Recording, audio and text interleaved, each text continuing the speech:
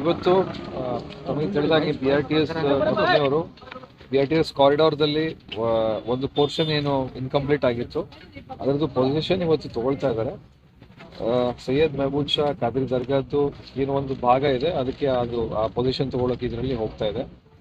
2012ರಲ್ಲಿ ಇದು ನೋಟಿಫಿಕೇಶನ್ ಆಗಿತ್ತು, ದರ್ಗಾ ಪ್ರಾಪರ್ಟಿ ಏನಿದೆ ಅದನ್ನ ನಾವು ಪೊಸಿಷನ್ ತಗೊಳ್ತೀವಿ ಅಂತ ಹೇಳಿ. ಆ ಟೈಮ್ನಲ್ಲಿ ಅದು ಮಲ್ಟಿಪಲ್ ನೋಟಿಸಸ್ ಕೊಟ್ಟಿದ್ರು. ಆಮೇಲೆ ಜನರ ಧಾರ್ಮಿಕ ಭಾವನೆಗಳಿಗೂ ಗೌರವ ಕೊಟ್ಟು 2020 ತನಕನೂ ಅದು ಪ್ರೊಸೀಜರ್ ಕಂಟಿನ್ಯೂ ಆಗ್ತಾ ಇತ್ತು. ಆಮೇಲೆ 2020 ಮಾರ್ಚಲ್ಲಿ ಅಂತಿಮ ನೋಟಿಸನ್ನು ಅವ್ರಿಗೆ ಕೊಡಲಾಗಿತ್ತು. ಅದ್ರ ಮೇಲೆ ಅಲ್ಲಿ ಮ್ಯಾನೇಜಿಂಗ್ ಕಮಿಟಿಯವರು ಅಪೀಲ್ ಹೋಗಿದ್ರು. ಅಪೀಲು ಈಗ 16ನೇ ತಾರೀಕು ಮೊನ್ನೆ ಡಿಸ್ಮಿಸ್ ಆಗಿತ್ತು. ಕೋರ್ಟು 44 ಮೀಟರ್ ಏನು BRTS ಕಾರಿಡಾರ್ ಇದೆ, ಅದಕ್ಕೆ 44 ಮೀಟರ್ ರೋಡ್ಗೆ ನೀವು ಪೊಸಿಷನ್ ತಗೊಳ್ಬೋದು ಅಂತ ಹೇಳಿ ಒಂದು ಆದೇಶವನ್ನು ಕೊಟ್ಟಿದೆ. ಮತ್ತೆ ಅವರು ಅಪೀಲನ್ನು ಡಿಸ್ಮಿಸ್ ಮಾಡಿದೆ.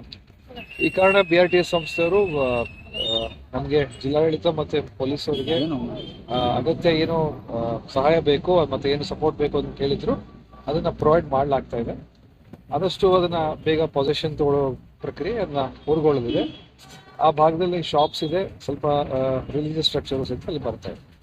ಎಷ್ಟು ಶಾಪ್ಗಳನ್ನ ತೆಗೆದಿದ್ದೀರಾ ಮತ್ತೆ ಎಷ್ಟು ಪಾರ್ಷನ್ ದರ್ಗಾವನ್ನ ಹೊಡಲ್ಲ? ಎಕ್ಸಾಕ್ಟ್ ನಂಬರ್ ಆಫ್ ಶಾಪ್ಸ್ ನನಗೆ ಗೊತ್ತಿಲ್ಲ, ಬಟ್ ಎಕ್ಸಾಕ್ಟ್ ಏರಿಯಾ ಅಂದ್ರೆ 1 ಗುಂಟೆ 4 ಆಣೆ ಏರಿಯಾ ಬರುತ್ತೆ. ಅದು ಎಲ್ಲ ಸೇರಿ 1 ಗುಂಟೆ 4 ಆಣೆ ಏರಿಯಾ ಬರುತ್ತೆ. ಅದಕ್ಕೆ ಸುಮಾರು 67,69,000 ಕಂಪನ್ಸೇಷನ್ ಅವರಿಗೆ ನಾವು ಕೊಡ್ತೀವಿ. ಗೋರಿ ಶಿಫ್ಟ್ ಮಾಡೋದ್ರ ಬಗ್ಗೆ ಏನು ಪ್ಲಾನ್ ಇದೆ? ಅಲ್ಲ, ಗೋರಿ ಶಿಫ್ಟ್ ಮಾಡೋದ್ರ ಬಗ್ಗೆ ನಾವು ಅಲ್ಲಿ ಕಮ್ಯುನಿಟಿ ಲೀಡರ್ಸ್ ನಾವು ಮತ್ತೆ ಅಲ್ಲಿ ಧರ್ಮಗುರುಗಳನ್ನು ನಾವು ಕಾನ್ಫರೆನ್ಸ್ ಅಲ್ಲಿ ತಗೊಂಡಿದ್ದೀವಿ. ಅವ್ರ ಯಾವ ರೀತಿ ಪದ್ಧತಿಯಲ್ಲಿ ಮಾಡ್ಬೇಕಂತಾರೆ, ಅದಕ್ಕೆ ಅಗತ್ಯವಾದ ಮಷಿನರಿ ಆಯಿತು, ಲೇಬರ್ಸ್ ಆಯಿತು, ನಾವು ಪ್ರೊವೈಡ್ ಮಾಡೋಕ್ಕೆ ರೆಡಿ ಇದ್ದೀವಿ. ಅವರು ಅದನ್ನ ಅಗತ್ಯ ಪ್ರಕ್ರಿಯೆಯನ್ನು ಈಗ ಮಾಡ್ತಾ ಇದ್ದಾರೆ. ಅದು ಸ್ವಲ್ಪ ಫಸ್ಟು ಬಿಲ್ಡಿಂಗ್ ಪೋರ್ಷನ್ ಎಲ್ಲ ತೆಕ್ಕೊಂಡು ಫೈನಲಿ ಗೋರಿಯನ್ನು ಅದು ಪ್ರೈವೇಟ್ ಅವ್ರ ಪ್ರಾಪರ್ಟಿ ಹಿಂದ್ಗಡೆ ಉಳಿಯುತ್ತೆ, ಅದರಲ್ಲಿ ಅವರು ಶಿಫ್ಟ್ ಮಾಡ್ಕೊಳ್ತಾರೆ.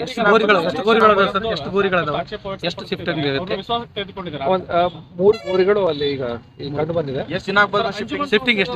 One by one. ಈಗ ಕಾಂಗ್ರೆಸ್ ಮತ್ತು ಅಂಜುಮನ್ ಸಂಸ್ಥೆಯವರು ಸಾಕಷ್ಟು ಆಕ್ಷೇಪ ವ್ಯಕ್ತಪಡಿಸ್ತಿದ್ದಾರೆ. ಅವ್ರೇನಾದ್ರೂ ವಿಶ್ವಾಸಕ್ಕೆ ತೆಗೆದುಕೊಂಡು ಕಾರ್ಯಾಚರಣೆ ನಾವು ಶುಕ್ರವಾರದಿಂದನೇ ಇಲ್ಲಿ ಕಮಿಟಿ ಮೆಂಬರ್ಸು ಮತ್ತೆ ಲೀಡರ್ಸ್ಗೆ ನಾವು ಮಾತಾಡ್ತಾ ಇದ್ದೀವಿ. ನಿನ್ನೆ ಸಹಿತ ನಾವು ಹುಬ್ಳಿ ಐಬಿದಲ್ಲಿ ಒಂದು ಅಂಜುಮನ್ ಲೀಡರ್ಸು ಮತ್ತೆ ಸಮಾಜ ಲೀಡರ್ಸ್ಗೆಲ್ಲ ಜೊತೆ ಎಲ್ಲ ನಾವು ಒಂದು ಮೀಟಿಂಗ್ ಮಾಡಿದ್ವಿ. ಅವರು ಸಹಿತ ಇನ್ನೊಂದು ಸ್ವಲ್ಪ ನಮಗೆ ಟೈಮ್ ಬೇಕು ಮತ್ತೆ ಇದೆಲ್ಲ ವಿಚಾರದಲ್ಲಿ ಹೇಳಿದ್ರು. ಬಟ್ ಈಗ ಆಲ್ರೆಡಿ ಡೆವಲಪ್ಮೆಂಟ್ ವರ್ಕ್ ಆಗಿದೆ. ಮತ್ತೆ BRTS ಕಂಪ್ನಿಯವರು ನಮಗೆ ರೈಟಿಂಗ್ನಲ್ಲೇ ರಿಕ್ವೆಷನ್ ಬಗ್ಗೆ ನಾವು ಮಾತಾಡ್ತಾ ಇದ್ದೀವಿ. ನಿನ್ನೆ ಸಹಿತ ನಾವು ಹುಬ್ಳಿ ಐಬಿದಲ್ಲಿ ಒಂದು ಅಂಜುಮನ್ ಲೀಡರ್ಸು ಮತ್ತೆ ಸಮಾಜ ಲೀಡರ್ಸ್ಗೆಲ್ಲ ಜೊತೆ ಎಲ್ಲ ನಾವು ಒಂದು ಮೀಟಿಂಗ್ ಮಾಡಿದ್ವಿ. ಅವರು ಸಹಿತ ಇನ್ನೊಂದು ಸ್ವಲ್ಪ ನಮಗೆ ಟೈಮ್ ಬೇಕು ಮತ್ತು ಇದೆಲ್ಲ ವಿಚಾರದಲ್ಲಿ ಹೇಳಿದ್ರು. ಬಟ್ ಈಗ ಆಲ್ರೆಡಿ ಡೆವಲಪ್ಮೆಂಟ್ ವರ್ಕ್ ಆಗಿದೆ. ಮತ್ತು BRTS ಕಂಪ್ನಿಯವರು ನಮಗೆ ರೈಟಿಂಗ್ನಲ್ಲೇ ರಿಕ್ವೆಷನ್ ಕೊಟ್ಟಿದ್ದಾರೆ. ನಾವು ಇವತ್ತಿನ ದಿವಸ ಹಿಂಗೆ ಅದನ್ನ ಪೊಸಿಷನ್ ತೊಗೊಳ್ತಾ ಇದ್ದೀವಿ ಅಂತೇಳಿ. ಆ ಕಾರಣಕ್ಕೆ ಅದನ್ನ ಮತ್ತೆ ಡಿಲೇ ಮಾಡೋಕ್ಕೆ ನಮಗೂ ಆಗಲ್ಲ. ಅದು ನಾವು ಇಮಿಡಿಯೇಟ್ಲಿ ದಯವಿಟ್ಟು ತಾವೆಲ್ಲ ಸಹಕರಿಸಿ ಅಂತೇಳಿ ನಾವು ಅವರಿಗೆ ಮನವಿ ಮಾಡ್ತೀವಿ.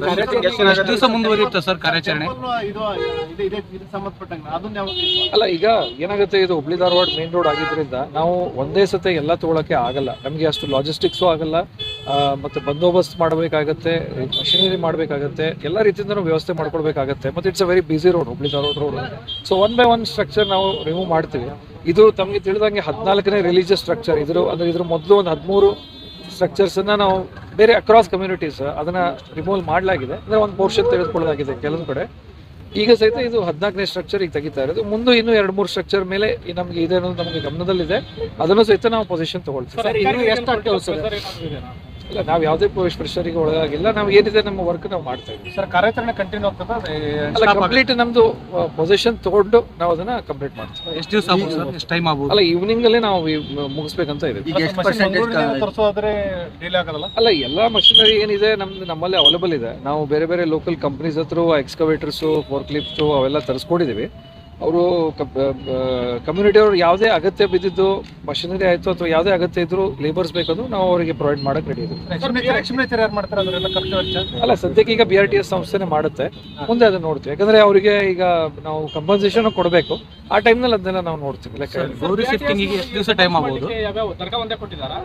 ಅಲ್ಲ, ಈಗ ಸದ್ಯಕ್ಕೆ ನಮಗೆ ರಿಕ್ವೆಸಿಷನ್ ದರ್ಗಾದಷ್ಟೇ ಇದೆ. ಮತ್ತೆ ನಮಗೂ ಸಹಿತ ಈಗ 4-5 ಸ್ಟ್ರಕ್ಚರ್ ತಗೊಳಕ್ ಆಗಲ್ಲ. ಹುಬ್ಳಿ ಧಾರವಾಡ ಮಧ್ಯೆ ಈಗ ತಮ್ಮ ತಿಳಿದಂಗೆ ಬಂದೋಬಸ್ತ್ ಮಾಡೋ ವಿಚಾರ ಆಗಿರ್ಬೋದು, ಟ್ರಾಫಿಕ್ ವ್ಯವಸ್ಥೆ ಮ್ಯಾನೇಜ್ಮೆಂಟ್ ಮಾಡೋದಾಗಿರ್ಬೋದು, ಆಗ ನಾವು ಪೊಸಿಷನ್ ತಗೊಳ್ಬೇಕಾದ್ರೆ ಅಗತ್ಯ ಮಷಿನರಿ ಆಗಿರ್ಬೋದು, ಅದನ್ನೆಲ್ಲ ನೋಡಿಕೊಂಡು ನಾವು 1 by 1 ಮಾಡಬೇಕಾಗುತ್ತೆ. ಒಂದೇ ಟೈಮ್ನಲ್ಲಿ 2-3 ಮಾಡೋಕೆ ಹೋದರೆ ನಾವು ಆ ಟ್ರಾಫಿಕ್ ಮ್ಯಾನೇಜ್ ಮಾಡೋಕ್ಕೂ ಆಗಲ್ಲ ಮತ್ತು ಲಾ ಆ್ಯಂಡ್ ಆರ್ಡರ್ ಇಶ್ಯೂ ಆಗೋದು ಸಮಸ್ಯೆ ಇರುತ್ತೆ. ಸೊ ಅದೆಲ್ಲ ನೋಡಿಕೊಂಡು ನಾವು ಇವತ್ತು ಇಲ್ಲಿ ತೊಗೊಂಡಿದ್ದೀವಿ. ಉಳಿದಿದ್ದು ಏನೇನು ಪೊಸಿಷನ್ ತೊಗೊಳಿದ್ರೆ ಅದನ್ನು ನಾವು ಕಂಪ್ಲೀಟ್ ಮಾಡ್ತೀವಿ. ಅದನ್ನು ಸಂಸ್ಥೆಯವರು ಹೇಳಬೇಕಾಗುತ್ತೆ. ನಮ್ಮ ಅಂದಾಜಲ್ಲಿ ಇನ್ನೂ 3-4 ಸ್ಟ್ರಕ್ಚರ್ ಇದೆ ಅಂತ ಹೇಳ್ತಾರೆ. ಅಲ್ಲ, ಅದನ್ನ ಕಂಪ್ನಿಯವರೇ ಹೇಳ್ತಾರೆ. ಕಂಪ್ನಿ ಭೌತಿಕ ಸ್ಥಳಾಂತರಕ್ಕೆ ಟೈಮ್ ಡಿಲೇ ಆದ್ರೆ ಏನ್ ಮಾಡ್ತೀವಿ? ಅಲ್ಲ, ಕಂಪ್ಲೀಟ್ ಮಾಡ್ತೀವಿ ನಾವು. ಅದು ಇವತ್ತು ನಾವು ಪೊಸಿಷನ್ ತಗೊಳ್ಳೋ ತನಕ ನಮ್ದು ಏನು ವರ್ಕ್ ಇದೆ ಕಂಟಿನ್ಯೂ ಆಗುತ್ತೆ. ಮತ್ತೆ ನಾವು ಸ್ಟಾಪ್ ಮಾಡೋದು. ಶೇಕಡ ಎಷ್ಟು ಭಾಗ ಸ್ಥಳಾಂತರಕ್ಕೆ ಟೈಮ್ ಡಿಲೇ ಆದ್ರೆ ಏನ್ ಮಾಡ್ತೀವಿ? ಅಲ್ಲ, ಕಂಪ್ಲೀಟ್ ಮಾಡ್ತೀವಿ ನಾವು. ಅದು ಇವತ್ತು ನಾವು ಪೊಸಿಷನ್ ತಗೊಳ್ಳೋ ತನಕ ನಮ್ದು ಏನು ವರ್ಕ್ ಇದೆ ಕಂಟಿನ್ಯೂ ಆಗುತ್ತೆ. ಮತ್ತೆ ನಾವು ಸ್ಟಾಪ್ ಮಾಡೋದು. ಶೇಕಡ ಎಷ್ಟು ಭಾಗ ಮುಗಿದಿದೆ ಸರ್ ಈಗ? ಅಲ್ಲ, ಈಗ ಒಂದು ಅರ್ಧಕ್ಕಿಂತ ಜಾಸ್ತಿ ಕೆಲಸ ಆಗಿದೆ. ಈಗ ಗೋರಿ ಶಿಫ್ಟ್ ಮಾಡೋದೇ ಸ್ವಲ್ಪ ಟೈಮ್ ತಗೊಳುತ್ತೆ. ಯಾಕಂದ್ರೆ ಅಬ್ಜೆಕ್ಷನ್ ಅದು ಮಾಡುವಂತ ನಡೆದಿದೆ. ಅಲ್ಲ, ಈಗ ನಾವೆಲ್ಲ ಕಾನ್ಫಿಡೆನ್ಸ್ ಅಲ್ಲಿ ತಗೊಂಡಿದೀವಿ. ಅವ್ರಿಗೆ ಸಮಾಜದವರೇ ಈಗ ಅವರೇ ಬಂತು ನಿಂತು ಅವರ ರೀತಿ ವಿಧಿವಿಧಾನಗಳ ಪ್ರಕಾರ ಅವ್ರು ತೆಗೆದುಕೊಳ್ತಾ ಇದ್ದಾರೆ. ನಾವು ಅದನ್ನ ಗೌರವಿಸ್ತೀವಿ. ಮತ್ತೆ ಅದು ಅವರಿಗೆ ಏನು ಅಗತ್ಯವಾದ ಸಹಕಾರ ಬೇಕು ನಾವು ಕೊಡ್ತೀವಿ. ಸೆಕ್ಯೂರಿಟಿಗೆ ಎಷ್ಟು ಪೊಲೀಸ್ನ ಡಿಪ್ಲಾಯ್ ಅದು ಪೊಲೀಸರು ಹೇಳ್ಬೇಕಾಗುತ್ತೆ.